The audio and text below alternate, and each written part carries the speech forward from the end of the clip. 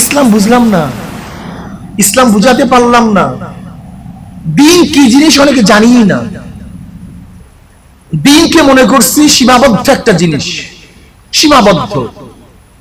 আজকে মাদ্রাসায় কি পড়ি, কি পড়াই, কি পড়ি, কি পড়াই, যে পড়ায় সেও জানে না, যে পড়ি তাও জানে না। জানি তো সেও মানি না, মানতে চাই না, মানার চিন্তা আমার মধ্যে আসে না। বুঝেন নাই? দেখবেন কিতাবের মধ্যে পড়াবো, হুদুদের মাসালা পড়বো, কিয়াস কিসাসের মাসালা পড়াবো, কিন্তু জীবনভর পড়লাম 30, 40, 50 বছর পর্যন্ত হাদিস পড়াইতেছি, পড়তেছি, হেদায়ের মাসালা পড়তেছি, পড়াইতেছি। একদিন কি মাথায় আসছে যে আসলে এই মাসালা অনুযায়ী দেশ চলে কি চলে না, ম্যাজিস্ট্রেট কোর্ট চলে কি চলে না, জজ কোর্ট চলে কি চলে না? একদিন আসছে মাথায়? কেতাবুল বইও পড়তেছি, পড়াইতেছি, বুঝাইতেছি, বুঝতেছি, কিন্তু একদিন কি এই বিল্ডিং থেকে নামাই চিন্তা করছি এই বাজারের মধ্যে আসলে কেতাবুল বই এইমাত্র যে মাসালা পড়ে আসছে এই অনুযায়ী চলে কি চলে না, বেচা কিনা হয় কি হয় না? হ্যাঁ, নেকার যে মাসালা পড়ছি একদিন কি চিন্তা করছি নেকা আমাদের মাসালা অনুযায়ী হয় কি হয় না? বিয়াতের যে মাসালা পড়ছি এই মাসালা অনুযায়ী হয় কি হয় না? তালাকের যে মাসালা পড়ছি এই অনুযায়ী দেশ চলে কি চলে না? এতগুলি পড়ার দরকারটা কি? একেবারে বুড়ি বুড়ি কয়েকটা মাসালা পড়লেই তো হইতো।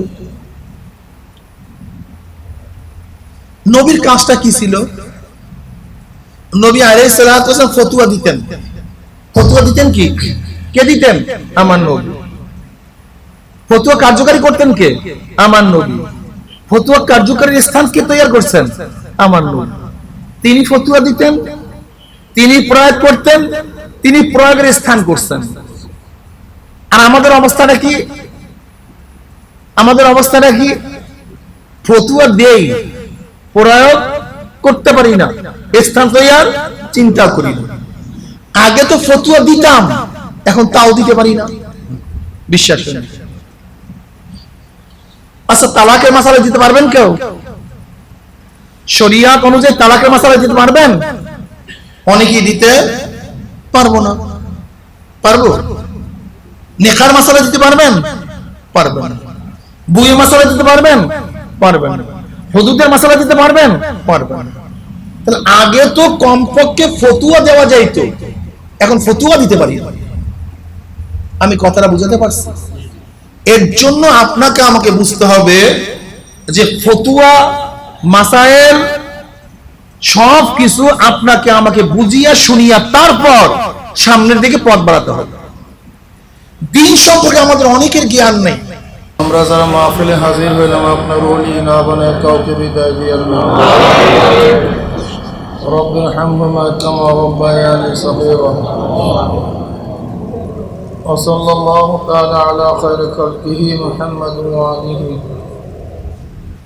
ওয়া আসহাবিহি ওয়া আজওয়াজিহি ওয়া আতবাইহি আজমাইন ওয়ারহামনা মা'হুম برحمتك يا أرحم الراحمين. السلام عليكم ورحمة الله وبركاته.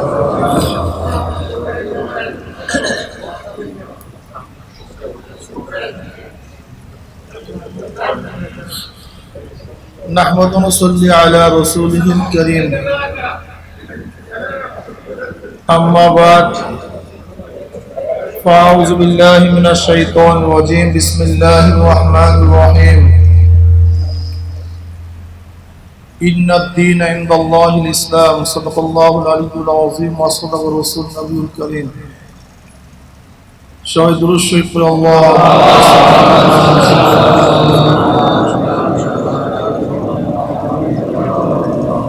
صلى الله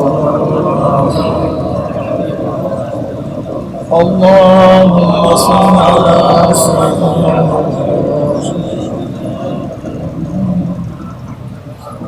صلى الله اللهم صل على حبيبنا مولانا محمد صلى الله عليه وعلى آله وأصحابه وسلم. আল্লাহ পাকের শুকর যে মওলাই করিম আপনাকে আমাকে আজও পর্যন্ত হায়াতে রেখে দুনিয়ার সমস্ত ঝামেলার থেকে মুক্তি দিয়ে কোরআন ও হাদিসের মাজলিস, আলেম ওলামা মুমিন মুত্তাকিন জাকিরিন শাকিরিনদের গুরুত্বপূর্ণ এক দামি মাজলিসে আসার বসার বলা শোনার তৌফিক আল্লাহ পাক দান করছেন। শুকরিয়া তার সবাই বলে আলহামদুলিল্লাহ। এই মাজলিস অনেক গুরুত্বপূর্ণ, অনেক দামি। এর বহুত বড় প্রমাণ হলো এই যে এই মাত্র আলহামদুলিল্লাহ পড়ছেন। আলহামদুলিল্লাহ পড়ার সাথে সাথে আমল নামায় 1000 নেকি লেখা হয়ে গেছে। একবার সুবহানাল্লাহ পড়ার সাথে সাথে আমল নামায় 1000 নেকি লেখা হয়ে যায়, 1000 গুনাহ ঝরে যায়। অন্য রওয়ায়াতের মধ্যে আসছে সুবহানাল্লাহ আলহামদুলিল্লাহ এ তো আসমান এবং জমিনের খালি জায়গা সব নেকি পূর্ণ করে দেয়। জিকিরের মাজলিস অনেক দামি, অনেক গুরুত্বপূর্ণ। অনেক দামি হওয়ার কারণে যেরকম দুনিয়ায় যারা দামি হয় তাদেরকে গার্ড অব অনারের ব্যবস্থা করা হয়, আপনারা দামি হওয়ার কারণে যেহেতু জাকিরিন আল্লাহর কাছে দামি, সম্মানিত, এদের গার্ড অব অনার হিসাবে গোটা এরিয়াকে ফেরেশতারা ঘিরে ফেলায়। আল্লাহ পাক রব্বুল আলামিন মাজলিসের অনবরত রহমত সাকিনা বর্ষণ করতে থাকেন। জাকিরিনদেরকে নিয়ে আল্লাহ পাক রব্বুল আলামিন ফেরেশতাদের মধ্যে আলোচনা শুরু করেন। ওয়া নবী রাদিয়াল্লাহু তাআলা আনহু ওয়া নবী সাঈদ খুদরি রাদিয়াল্লাহু তাআলা আনহু আন্নাহু মাশাহাদা আলা রাসূলিল্লাহি সাল্লাল্লাহু আলাইহি ওয়াসাল্লাম قال لا يقعد قوم يذكرون الله تعالى إلا حفتهم الملائكة وغشيتهم الرحمة ونزلت عليهم السكينة وذكرهم الله في من عنده رواه মুসলিম। এই মাজলিস অনেক গুরুত্বপূর্ণ, অনেক দামি। কেমন দামি? জাকিরিন যখন জিকির শেষে মাজলিস ছাড়তে থাকে, একদল আহ্বানকারী ফেরেশতারা আসমান থেকে ডাক দিয়ে বলে, হে ফেরেশতা, ঘোষণা দিয়ে দাও, তোমরা সাক্ষী থাকো, তোমরা সাক্ষী থাকো, আমি ঘোষণা দিচ্ছি, জানিয়ে দাও গোটা দুনিয়ার মানুষকে, উশহিদুকুম আন্নী কাদ গাফারতু লাহুম, এই গোটা মাজলিসের বান্দাদের গুনাহ আমি সব maaf করে দিয়েছি। ইয়াকুলুল মালাকু মিনাল মালাইকাতি ফীহিম ফুলানুন লাইসা মিনহুম ইন্নামা জালি হাজাতান ইয়াকুলুল্লাহু আযজা ওয়া জাল্লা হুমুল জুলাসাউ লা ইয়াশকা জালিসুহুম রাহুল বুখারী। এক ফেরেশতা বলতেছে, মাওলা হে, এদের মধ্যে সবাইকে maaf করিও না, সবাই তো জিকিরের জন্য আসে নাই, সবাই তো তোমার কাছে জান্নাতও চায় না, জাহান্নামে নাজাতও চায় না, আসছে তো বিভিন্ন কাজে, ভুল ধরার জন্য, সমালোচনা করার জন্য, কাউকে খোঁজার জন্য, মাইক চালাবার জন্য, লাইট জ্বালাবার জন্য, বিভিন্ন কাজে এখানে আসছে। এই গুণে তারা গুণান্বিত না, তাদেরকে মাফ করিও না। তাদেরকে মাফ করছে কেন? যারা জিকির আজকার করছে, তোমার কাছে জান্নাত চাইছে, জাহান্নাম থেকে নাজাত চাইছে, তাদেরকে মাফ করো। কিন্তু অমুককে মাফ করলা কেন? তার তো এই গুণে গুণান্বিত না। আল্লাহ পাক কি বললেন? হুমুল জুলাসা লা ইয়াশকা জালিসুহুম। শোন, এই মাজলিস, এই জিকিরের মাজলিস আমার কাছে এত দামি, এত গুরুত্বপূর্ণ, কে কোন কারণে মাজলিসে ঢুকছে দেখার বিষয় নয়। যারা বসছে, ঢুকছে, জাকিরিনদের সাথে বসছে, তাদের সম্মানার্থে আমি সবাইকে মাফ করে দিয়েছি। এইটার উদাহরণ আমি এইভাবে দেই, যেরকম জমিদার বাড়ির বিবাহের কাঠ আপনি পান নাই, বরযাত্রীর কাঠ পান নাই, কিন্তু বরযাত্রীদের সাথে মেহমানখানে ঢুকে গেছেন, দস্তারখানে বসে গেছেন, যে খাদিমদার সে কি বলবে, ভাই কাঠ আছে কিনা, কাঠ আছে কিনা? এটা ইজ্জাত আবরুর খেলাফ, এটা লজ্জাস্কর ব্যাপার। এটা হয় দস্তারখানে বসে কাঠ খুঁজ করবে? তোমার কাঠ আছে কি নাই দেখার বিষয় নয়। যেহেতু কাঠওয়ালাদের সাথে বসছো, কাঠওয়ালাদের সাথে বসছো, তুমি বিনা কাঠের লোক, কাঠওয়ালাদের সাথে বিনা কাঠের লোক বসলেও কাঠওয়ালাদের কাছে যেই খানা, যেই মেহমানদারি, কাঠবিহীন লোকের কাছে একই খানে একই মেহমানদারি। যদি কাঠওয়ালাদের সাথে বসলে কাঠবিহীন মানুষও একই ধরনের আপ্যায়নে আপ্যায়িত হতে পারে, এটা যদি দুনিয়ার নিজাম হয়ে থাকে, তাহলে আমরা আল্লাহওয়ালা না, আমরা জাকিরিন না, আমাদের দাম আল্লাহর কাছে নাই। কিন্তু এখানে কিছু দামি লোক আছে, কিছু জাকিরিন এখানে আছে যারা জিকির আজকারের জন্য বসছে, ইখলাসের সাথে বসছে, যাদের সাথে আল্লাহ সম্পর্ক আছে। যদি আমরা আল্লাহ ওয়ালাদের সাথে বসতে পারি, যদিও আমি আল্লাহ ওয়ালা নই, তাহলে আল্লাহ পাক রব্বুল আলামিন যখন তাদের উপর রহমত নাযিল করবেন, সাকিনা বর্ষণ করবেন, মাফের ঘোষণা দিবেন, আমার মতো নালায়েককে আল্লাহ পাক মাহরুম করবেন না, তাদের সাথে আমাকে মাফ করে দেবেন। কাজে এই মাজলিস অনেক গুরুত্বপূর্ণ, অনেক দামি, ঠিক না? আল্লাহ পাক রব্বুল আলামিন সবাইকে যেন এখান থেকে বিদায় হওয়ার সময় একটা আমল নামার থেকে গোটা গুনাহ ঝারিয়া মুছিয়া ক্লিয়ার করিয়া দেন। পারেন কি পারেন না? ইন্নাল হাসানাত ইউযহিবনাস সাইয়্যাত, এমনি তো নেক সমস্ত গুনাহকে ধ্বংস করে দেয়। ভালো আমল সমস্ত সগীরা গুনাহকে মিটায় দেয়। লেকিন যখন আমরা আখিরে মুনাজাতে তওবা করব, প্রথম মুনাজাতে তওবা করব, তওবার পরে আখিরে মুনাজাত দিয়ে চলে যাব, তাহলে সমস্ত উলামায়ে কেরাম ইত্তেফাক যে তওবাকারী সমস্ত কবিরা গুনাহকে মিটায় দেয়। ইল্লা দাইন, যদি কারোর দেনা থাকে, এই অবস্থায় যদি মারা যান, দেনা পরের মাল ঠগায়া খাইছেন, পরের মাল আত্মসাৎ করছেন, টাকা আনছেন তো দেন নাই, মাপে কম দিছেন, আনায় বেশি আনছেন, এই পরের মাল যদি কেউ খেয়ে থাকেন, ভালো মতো বুঝেন, বুঝার চেষ্টা করেন। বর্তমানে এই রোগ আমাদের মধ্যে সবচেয়ে বেশি। কিসের পীর আর কিসের আলেম, কিসের মুহাদ্দিস, কিসের মুফতি, কিসের দরবেশ, সব এই জায়গায় ধরা। লেনদেনে সবাই ধরা, সবাই বলতে অনেকই ধরা। নবী আলাইহিস সালাতু ওয়াস সালামের কাছে এক সাহাবী প্রশ্ন করেছে, ইয়া নবী আল্লাহ, যদি আমি শহীদ হয়ে যাই তো আমার গুনার অবস্থা কি? সব মাপ, ক্লিয়ার মাপ। একটু পরে বললেন, আমি কি বললাম?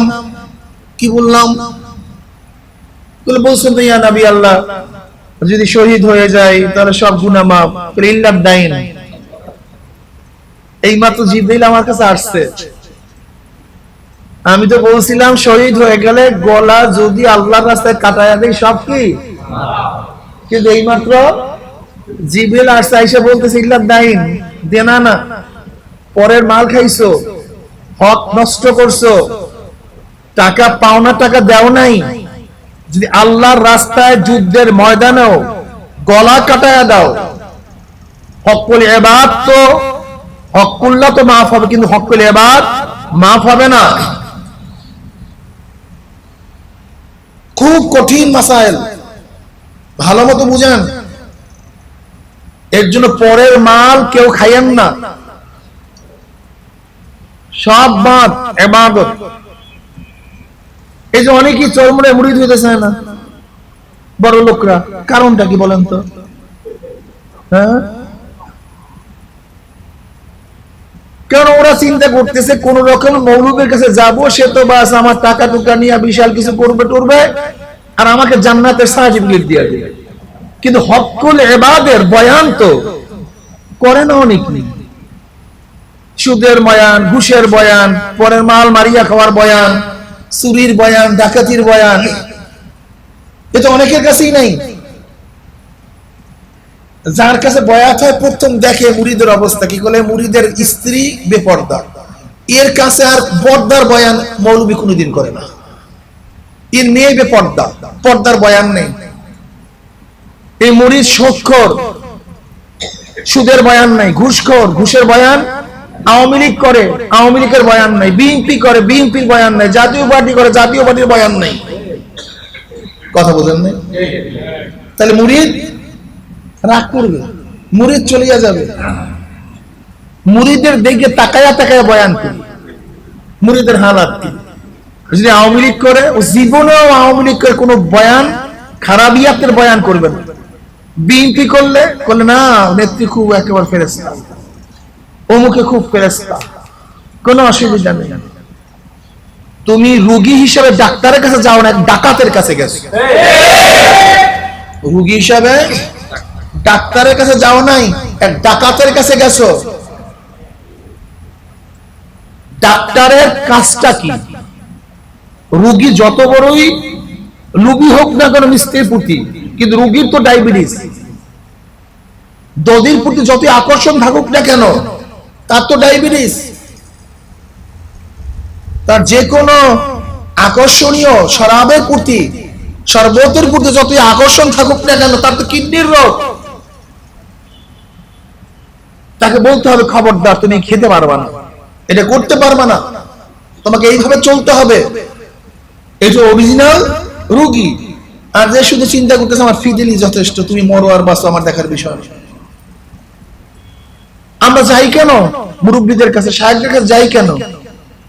হুজুর ঘুষ ছাড়তে পারি না, সুদ ছাড়তে পারি না, দাড়ি রাখতে পারি না, সুন্নত অনুযায়ী চলতে ভালো লাগে না, খোদার দুই দল না করিয়া পারি না, আমার মেয়ে ছেলে স্ত্রী এগুলি নামাজ পড়ে না, বেপর্দা। কাজে হুজুর ঔষধ দেন। কি দেন? ঔষধ দেন। এর জন্য যান না? এছাড়া আসেন কিসের জন্য আমাদের কাছে? কারণ দেন, লাভটা কি?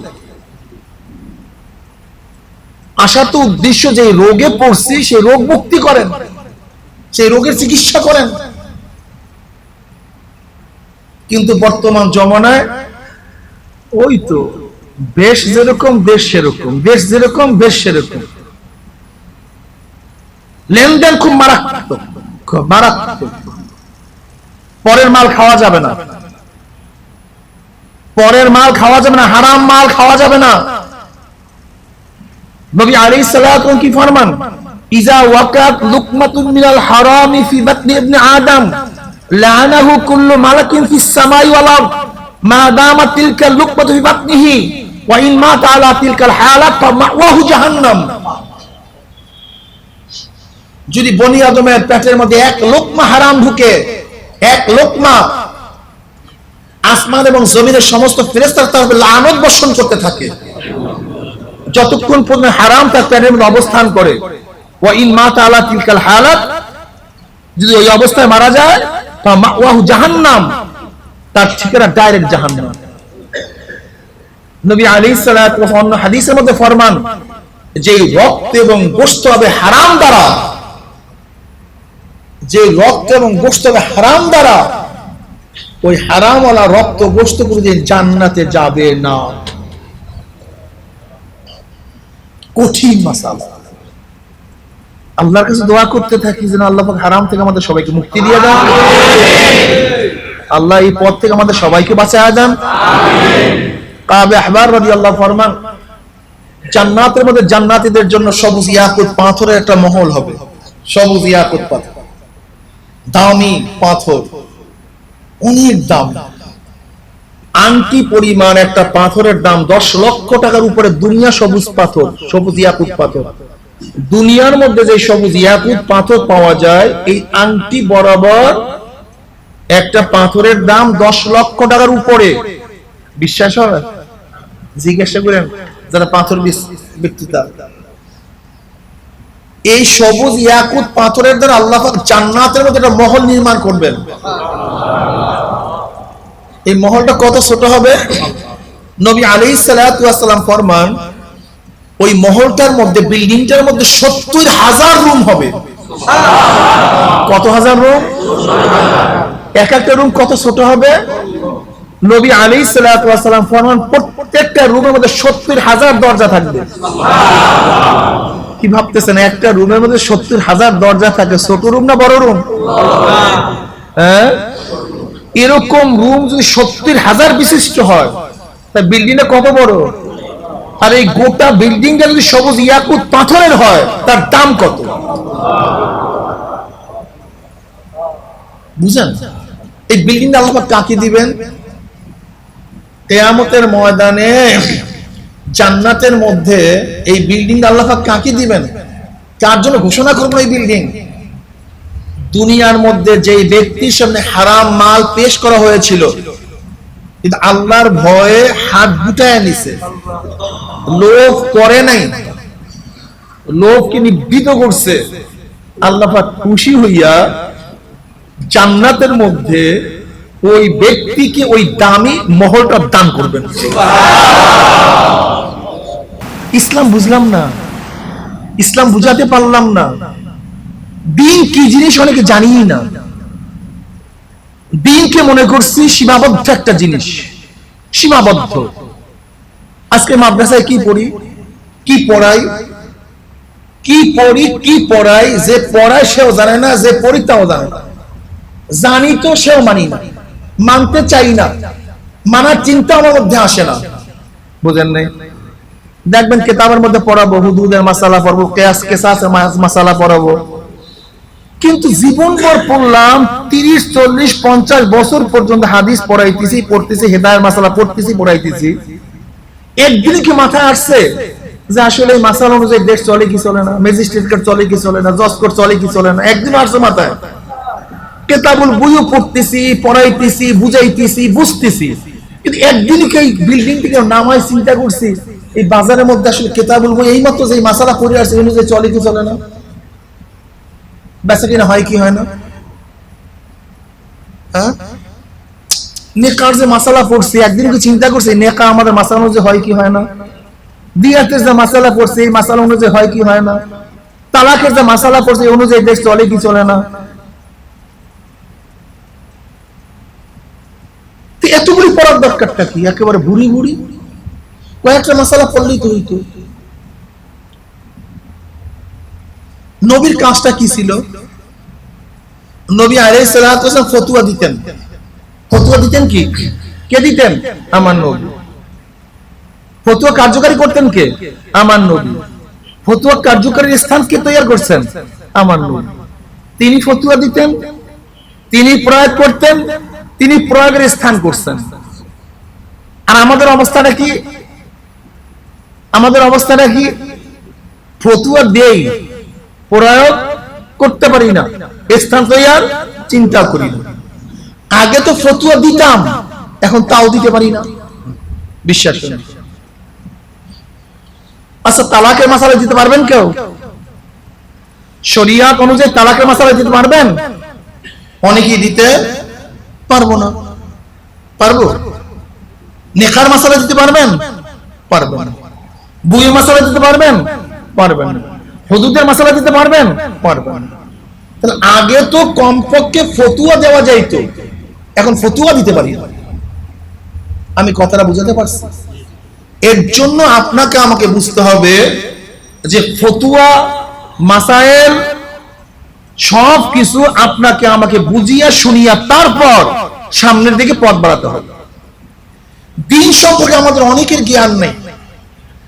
জনাব মুহাম্মদ রাসূলুল্লাহ সাল্লাল্লাহু আলাইহি ওয়াসাল্লাম দিন নিয়ে আসছেন এবং দিনকে পূর্ণ করা হয়েছে। আল ইয়াউমা আকমালতু লাকুম দীনাকুম। দিন কি?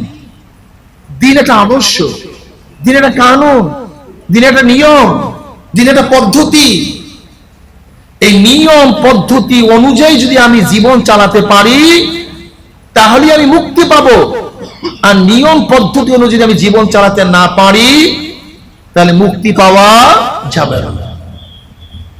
নবী আলাইহিস সালাতু 23 বছরের জিন্দেগিতে যাহা কিছু করছেন, যাহা থেকে নিষেধ করছেন, সব কিছু করা, সব জিনিস থেকে নিজেকে বাঁচায় রাখার নাম হলো দিন, ইসলাম, আমার নবীর শরীয়ত, আমার নবীর কানুন, আমার নবীর পদ্ধতি।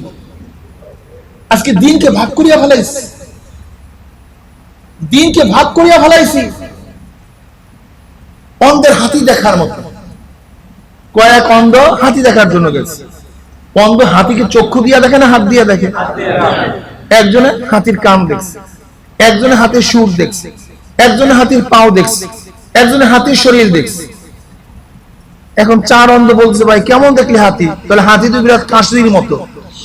না তুই কিছুই দেখোস নাই, হাতি তো বিরাট কুলার মতো, তুই কিছুই দেখোস নাই, হাতি তো বিশাল খাম্বার মতো, তুই তো কিছুই দেখোস নাই, হাতি তো বিশাল ঘরের মতো। ঝগড়া শুরু হয়ে গেছে। কি হয়ে শুরু হয়েছে? তুই কিছু দেখোস নাই, আমি দেখছি, তুই দেখোস নাই, আমি দেখছি। আচ্ছা, চার অন্ধ যে ঝগড়া করতেছে, কেউ কি মিথ্যাবাদী? সবাই সবাই সত্যবাদী। ঝগড়াটা পুরো কেমন চলছে? এক চক্ষুওয়ালা আসিয়া বলতেছে, ভাই তোরা ঝগড়া করিস না, আসলে তোরা কেউ মিথ্যাবাদী না, আসলে পূর্ণাঙ্গ হাতি কেউ দেখোস নাই। এই চার জিনিস মিললে তার নামই হাতি। এই চার জিনিস মিললে তার নাম কি? হাতি। আজকে দিন কেউ ভাগ করিয়া ফেলাইছে।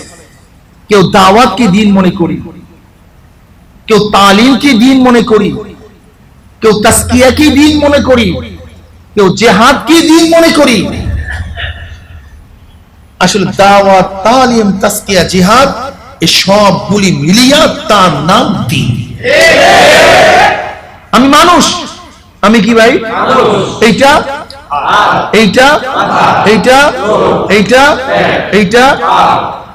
হাতি মানুষ না, মানুষের অংশ। চক্ষুই মানুষ না, মানুষের অংশ। মাথাই মানুষ না, মানুষের অংশ। পাউই মানুষ না, মানুষের অংশ। এই সব কিছু মিলিয়া তার নাম মানুষ। শুধু নামাজই দিন না, দিনও নামাজও দিনের অংশ। শুধু রোজাই দিন না, রোজাও দিনের অংশ। শুধু যাকাতই দিন না, যাকাতও দিনের অংশ। শুধু হজই দিন না, হজও দিনের অংশ। শুধু জিকিরই না, শুধু তালিমই না, শুধু দাওয়াতই না, শুধু জিহাদই না, শুধু তাসকিয়া না, সব কিছুই দিনের অংশ। আর সব কিছু মিলিয়া তার নাম দিন। আল ইয়াউমা আকমালতু লাকুম দীনাকুম। আমরা দিন বুঝি না, দিন বুঝার চেষ্টাও করি না। নবী আলাইহিস সালাতু ওয়াস সালামের মৌলিক চারটা কাজ ছিল। কয়টা? চারটা। বলেন, দাওয়াত, তালিম, তাসকিয়া, জিহাদ। যেমন আব্দুল্লাহ ভাই নামাজ পড়ো। কেন হুজুর নামাজ পড়বো কেন? তুমি যদি নামাজ পড়ো তাহলে তুমি জান্নাত পাবা, জাহান্নাম থেকে মুক্তি পাবা। তাই? হ্যাঁ হুজুর আমি নামাজ পড়বো। তাই দাওয়াতের দ্বারা আগ্রহী হয়েছে, উৎসাহিত হয়েছে। কি কথা ঠিক না? কিসের দ্বারা? আচ্ছা বলো তো, নামাজের জন্য কোনো মাসালার দরকার আছে কি নাই? তাহলে পড়বে কিভাবে? কিছু জানার দরকার আছে কি নাই?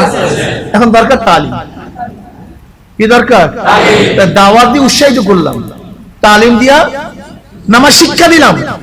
এইভাবে উজু করো, এইভাবে রোজা, এইভাবে সিজদা করো, রুকু করো, কিয়াম করো। তা তালিমের প্রয়োজন। তালিম ছাড়া নামাজ হবে না। হ্যাঁ, ব্যক্তি তালিম পেয়ে গেছে, এখন যাইতেছে নামাজের দিকে। এতদিন তো কেউ সালামও দিত না, কালামও দিত না, প্রশংসাও করতো না। কিন্তু এখন আব্দুল্লাহ প্রশংসা, সবাই ভালোবাসে, সালাম দেয়, কালাম দেয়। আব্দুল্লাহ চিন্তা করছে, ভালোই তো হয়েছে, আমরা তো মানুষ এখন দাওয়াত দেয়, আমাকে তো মানুষে শ্রদ্ধা করে, সম্মান করে।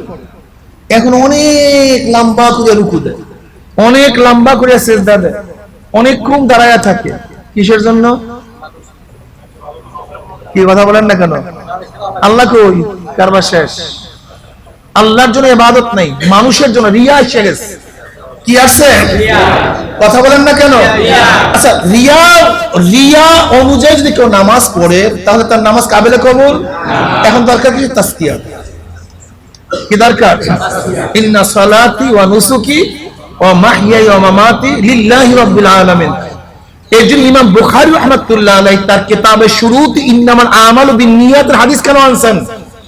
আল্লামা আইনি রাহমাতুল্লাহ আলাইহি বলেন, তিনি হাদিস নিয়ে আসেন এর জন্য তিনি বুঝাতে চান যে আমি এই কিতাব লিখছি একমাত্র রেজায়ে মাওলার জন্য। হ্যাঁ শিক্ষার্থী, তুমি রেজায়ে মাওলার জন্যই কিতাব পড়ো, রেজায়ে মাওলার জন্যই কিতাব পড়ো। আর আমরা কিতাব পড়ি কেন এখন? নিয়াত কি? নিয়াতের মধ্যে গড়বড়, নিয়াত মধ্যে ভেজাল। তিনি কেন কিতাবের শুরুতে নিয়াতের হাদিস নিয়ে আসছেন? মুহাজির উম্মে কায়েস, মুহাজির উম্মে কায়েস কষ্ট তো ঠিকই করছে, কিন্তু নিয়াত খারাপ হওয়ার কারণে কোনো রেজাল্ট হয় নাই। হ্যাঁ শিক্ষার্থী, যারা কিতাব পড়তে বসছো, যেরকম মহাজের উম্মে কায়েস হাজারো চেষ্টা সাধনা তো করছে, কিন্তু ফান্ডে কোনো নেক জমা হয় নাই। তুমিও সারা বছর কিতাব পড়বা, যদি নিয়তের মধ্যে গড়বড় থাকে তাহলে তোমার ফান্ডেও কোনো নেক জমা হবে না। এর জন্যই তিনি ইন্নামাল আমালু বিন্নিয়াত হাদিস প্রথম নিয়ে আসছেন। এখন তো মুসল্লি নামাজ পড়ে লম্বা সূরা, দেখেন নাই অনেকে যখন ইমামতিতে দাঁড়ায় কেরাতের টানে মনে হয় যেন শোয়াই দেবে সবাই, টানের সোরে কেরাতের এত সুন্দর ডিজাইনে কেরাত পড়ে, কিন্তু যখনই একা একা নামাজ পড়ে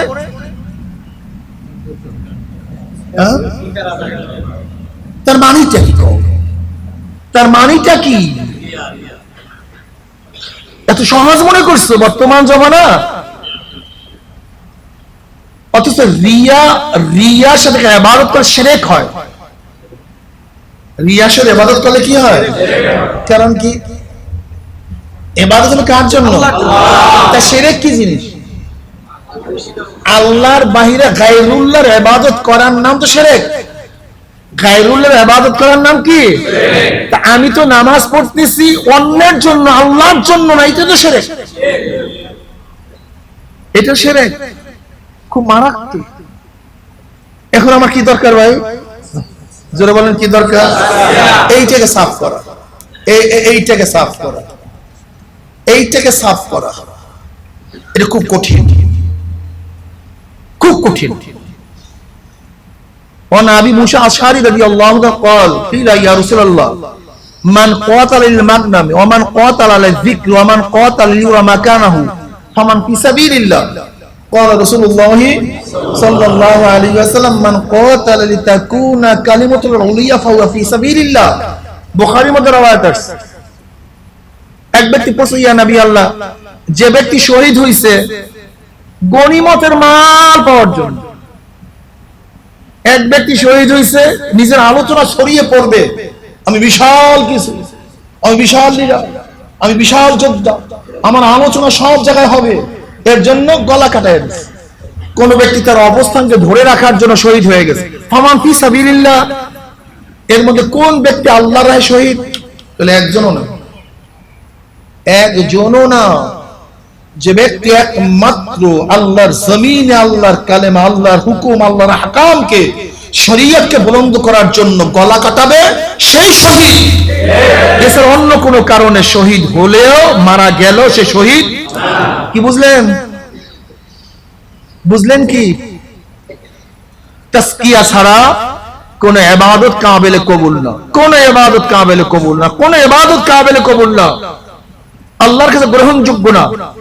মুফতিয়ানে কিরাম ইবাদতের সিহহাত এবং গায়রে সিহহাত বয়ান করবেন, আর যারা হুকামায়ে কিরাম তারা কবুল হওয়া এবং না হওয়ার মাসালা বয়ান করবেন।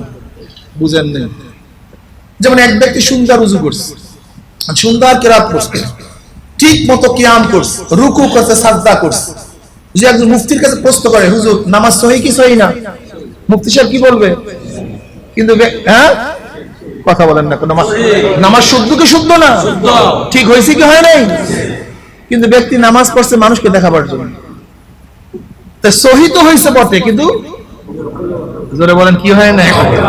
কবুল হয় না। তা সেহাত এক জিনিস, কবুল ভিন্ন জিনিস। সহি হওয়া এক জিনিস, কবুলিয়াত ভিন্ন জিনিস।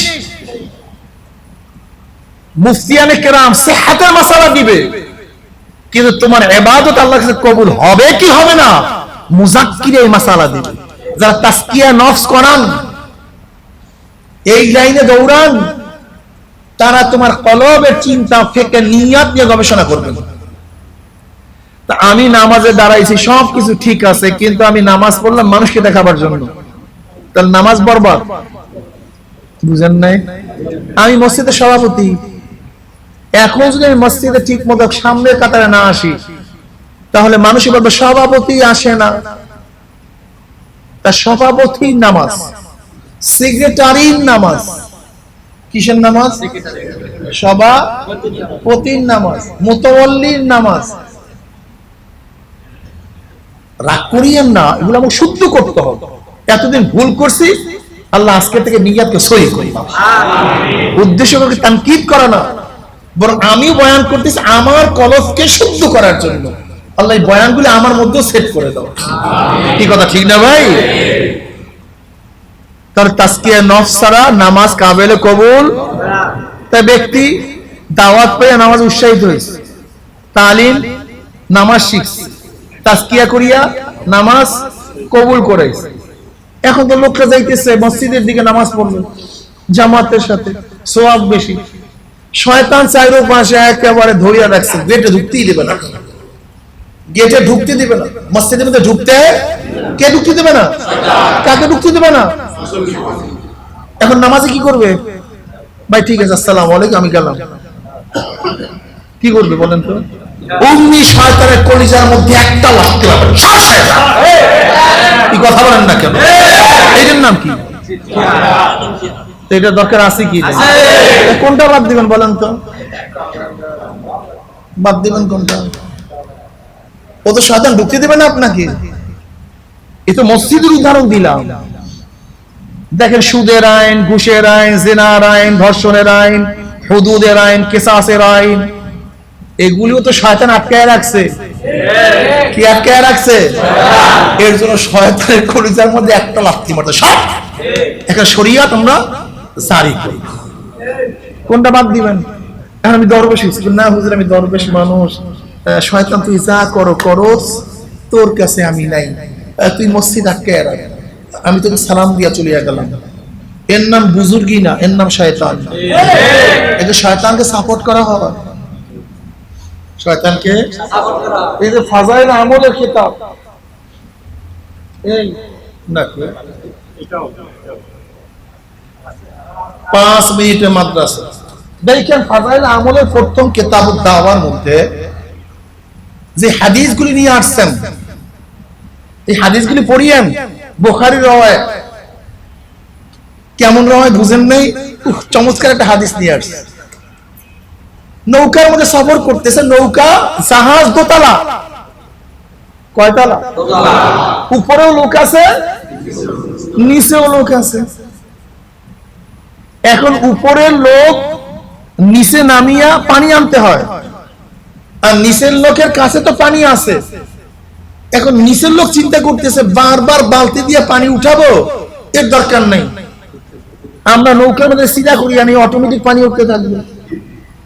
কি কথা বলেন? নৌকার মধ্যে সিধা করিয়া নেই, অটোমেটিক। এখন দোতলার লোক চিন্তা করতেছে ঠিক আছে, ও সিধা করে করুক, আমি তো সুস্থ আছি, আমি সুন্দর আছি, আমার তো কোনো অসুবিধা নেই। হ্যাঁ, বুঝেন না কথাটা? বুঝতে পারি। দোতলার লোক চিন্তা করতেছে বেচতে ওরা ভিজবে, আমার সমস্যা কি? কিন্তু কিছুক্ষণ পর দেখবে কি আমার নবী কত সুন্দর উদাহরণ দিচ্ছে। চিনেন আমার নবীকে?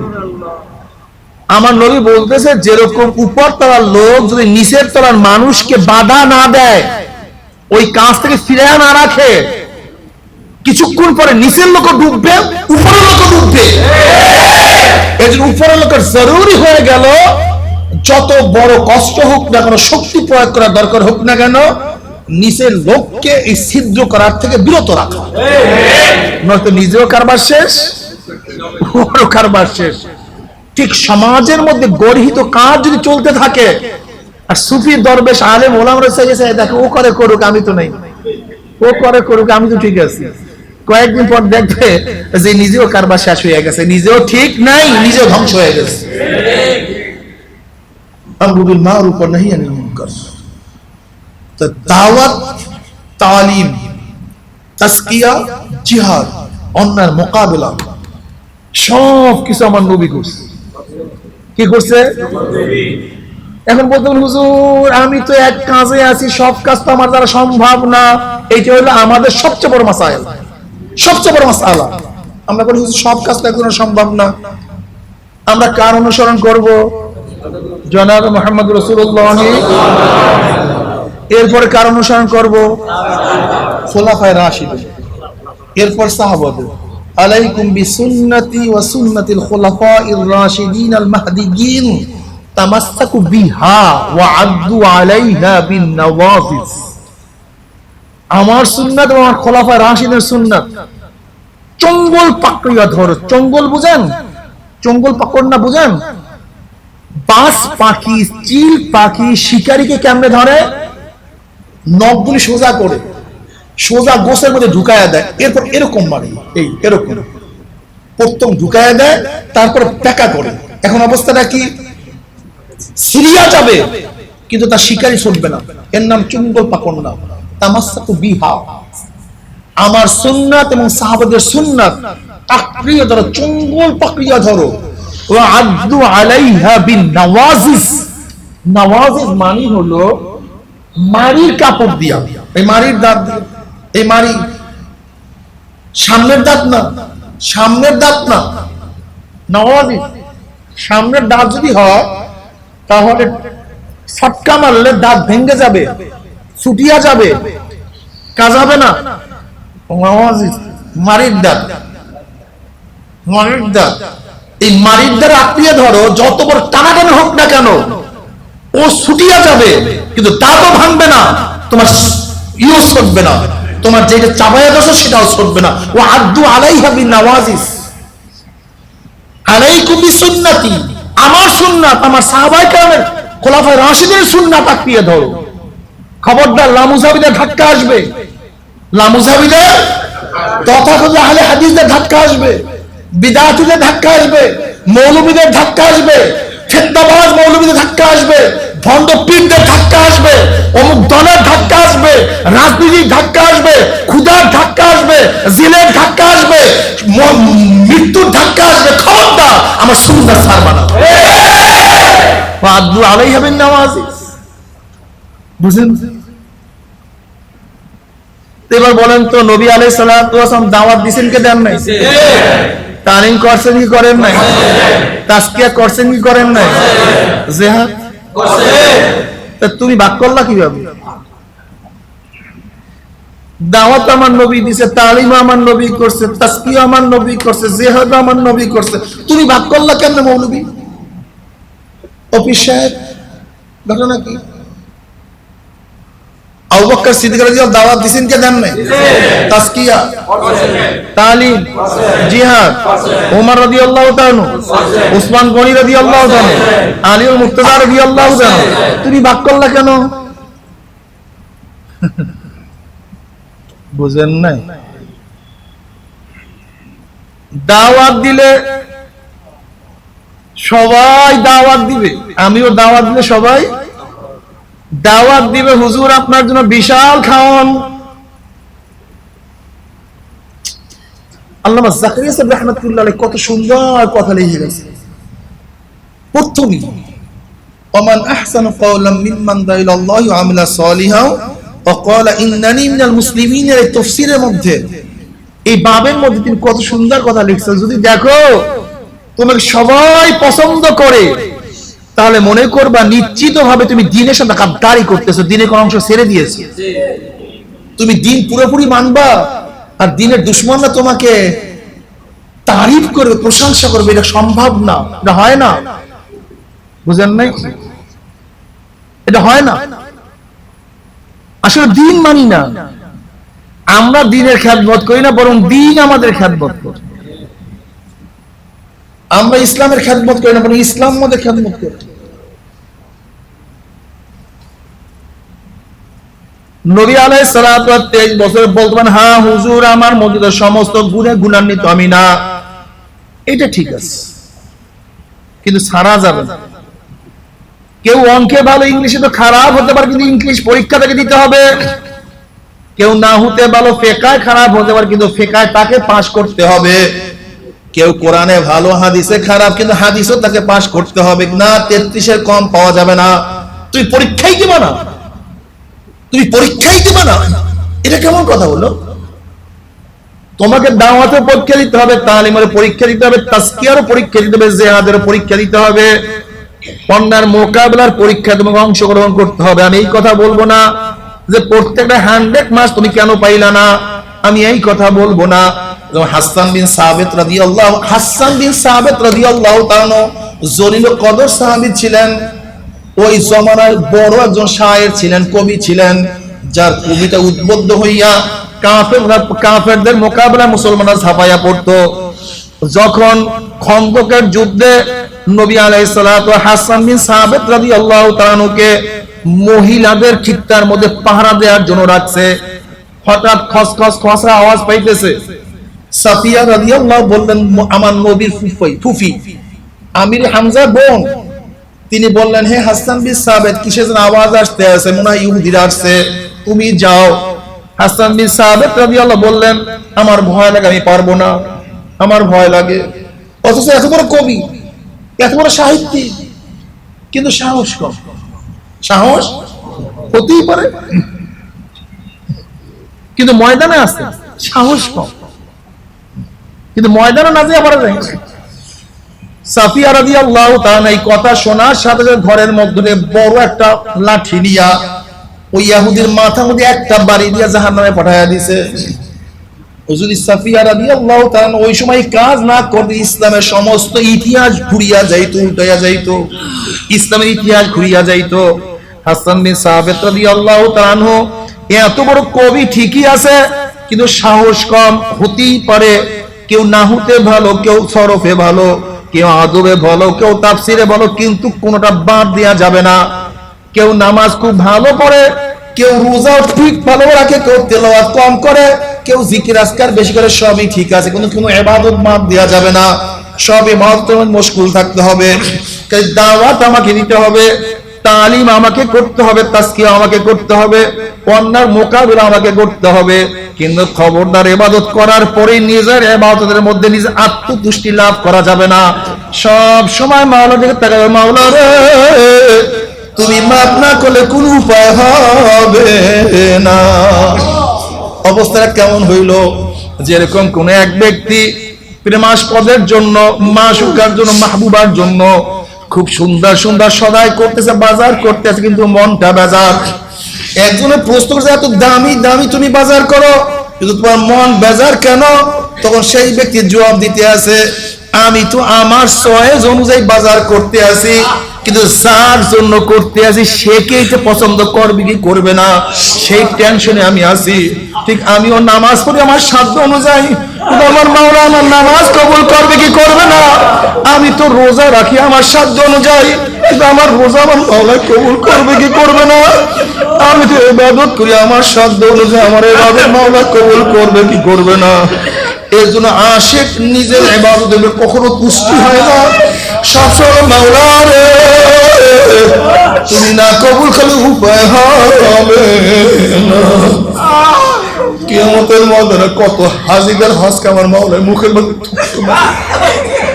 কত নামাজিদের নামাজকে আমার মাওলা তাদের চেহারার মধ্যে নিক্ষেপ করবে, কত আবেদের ইবাদতকে আমার মাওলা তার চেহারায় নিক্ষেপ করবে। কত বয়ানীদের বয়ানকে, কত পীরের পীর মুরিদকে। আল্লাহ তুমি আমাদের সবাইকে মাফ করে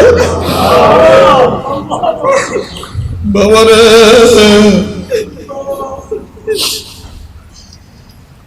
বারবার মাওলার কাছে দোয়া করব, রব্বানা লা তুযিগ কুলুবানা বা'দা ইয হাদাইতানা ওয়া হাব লানা মিন লাদুনকা রাহমা ইন্নাকা আনতাল ওয়াহ্হাব।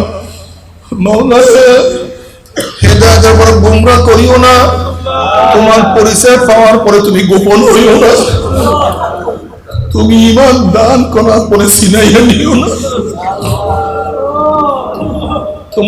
তোমার নামাজের মুসাল্লায় দাঁড় করাবার পরে এখান থেকে তুমি মারণ করিও। তুমি কি দেখো না কত মুসলিম নামাজ পড়ে তখন নামাজ ছাড়িয়া দিছে? তুমি কি দেখো না কত রোজা রাখে না? তুমি কি দেখো না কত দাড়ি কাটতে এখন দাড়ি কাটিয়ে ফেলেছে? তুমি কি দেখো না কত হাফেজ, কত আলেম, কত মুহাদ্দিস নামাজের দ্বারাই ইমামতি করতো, ছেলেদেরকে হাদিস পড়াই তখন মুরতাদ হয়ে গেছে, ঈমান হয়ে গেছে। আল্লাহ কি মানে না? এর জন্য সব মাওলাকে দোয়া করে, মাওলা রে যেহেতু তুমি হেদায়েত দিয়া দিছো, হেদায়েতের মালা পরায়া দিছো, তুমি মালাকে ছিন্ন করিও না।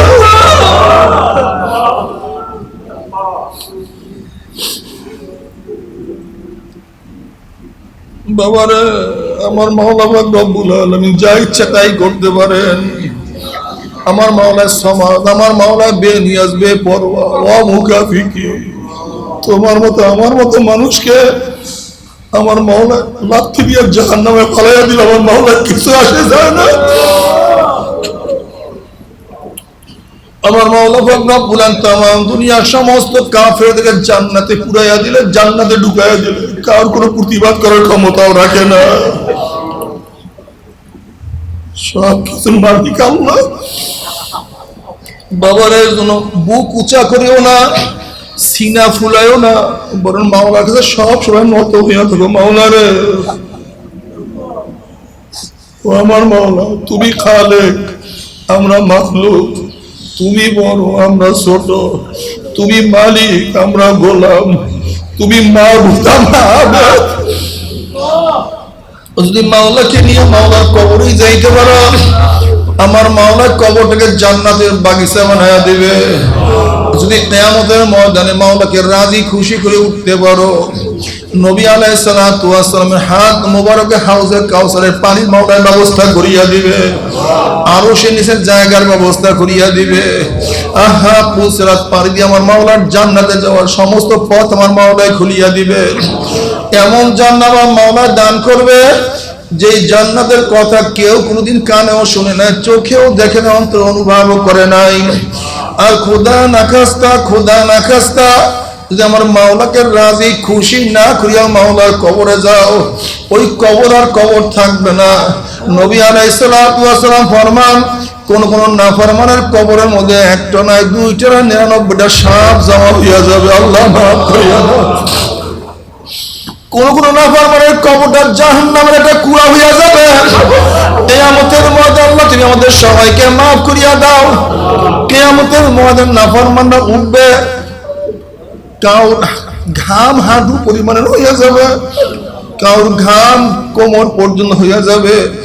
কেউ ঘামাইতে ঘামাইতে ঘামাইতে ঘামাইতে ঘামের মধ্যে সাঁতার কাটতে থাকবে। আল্লাহ তুই আমাদের সবাইকে মাফ করিয়া দাও। আহারে, এরপরে উল্টা গেলে হাত পাও শিকাল দিয়া বান্ধিয়া টানিয়া টানিয়া টানিয়া টানিয়া টানিয়া টানিয়া জাহান্নামে নিক্ষেপ করো। জাহান্নাম কেমন জাহান্নাম?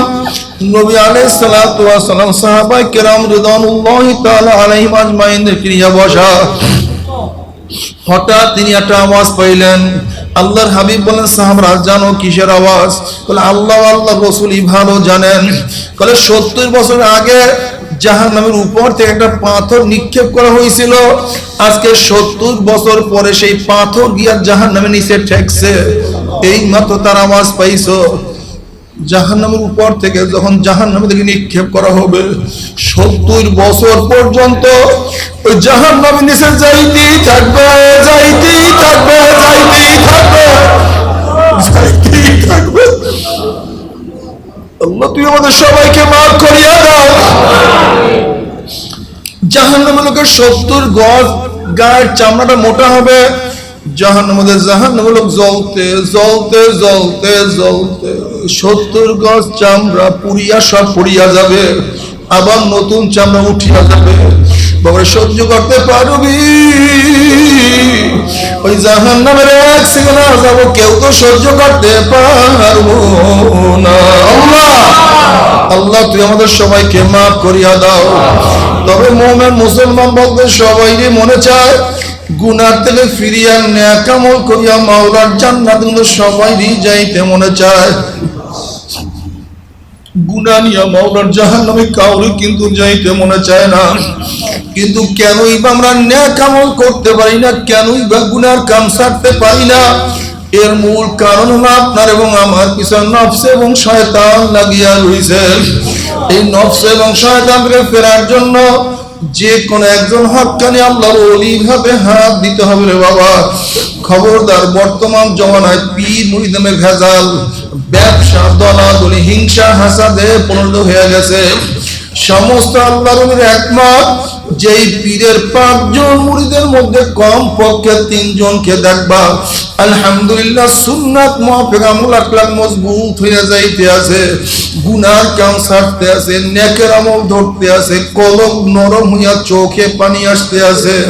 বৃক্ষতর নাম কি, ফলে পরিচয়। আমরা চরমনায় বুঝি না, চরমনের দাওয়াত প্রশংসা প্রচার প্রসার করার জন্য আসেনির বাবা। চরমনায় যাওয়ার তোমার কোনো দরকার নাই, কোনো দরকার নাই, কোনো দরকার নাই। তুমি যার কাছে গিয়া পারো গুনার কাম ছাড়ো, নেকের আমল ধরো, কলম নরম করিয়া চোখে পানি নিয়া মাওলার কবরে যাইও। যেরকম দুনিয়ার ঘরে আগুন লাগলে পানি ছাড়া নিভানো যায় না, ঠিক তদ্রুপ তোমার এবং আমার গুনার দ্বারা যে জাহান্নামের আগুন জ্বলিয়া রইছে, চোখের পানি ও ছাড়া কিন্তু জাহান্নামের আগুন নিভানো সম্ভব না। কাজে আমার জন্য দোয়া আছে, আমিও দোয়া করি। সবাই সবার জন্য প্রাণ খুলিয়া দোয়া করো, যেন কিয়ামতের ময়দানে গলাগলি বাঁধিয়া মাওলা একসাথে জান্নাত যাওয়ার তৌফিক দিয়া দেয়। আল্লাহুম্মা আমিন, আল্লাহুম্মা আমিন। ও আমার পর্দার মা বোনেরা, দুই হাত তুলিয়া মাওলার কাছে কান্দো আর মাওলার কাছে মাপ চাও। কান্না না আসলে মনের বোঝারে মন একদিন এই ঘরের দরজা দিয়ে নতুন বউ হইয়া উঠছিল রে মন। কত মেয়েলোকে শরবত খাওয়াইছে, কত মেয়েলোকে বাতাস করছে, আবার একদিন এই ঘরের দুয়ার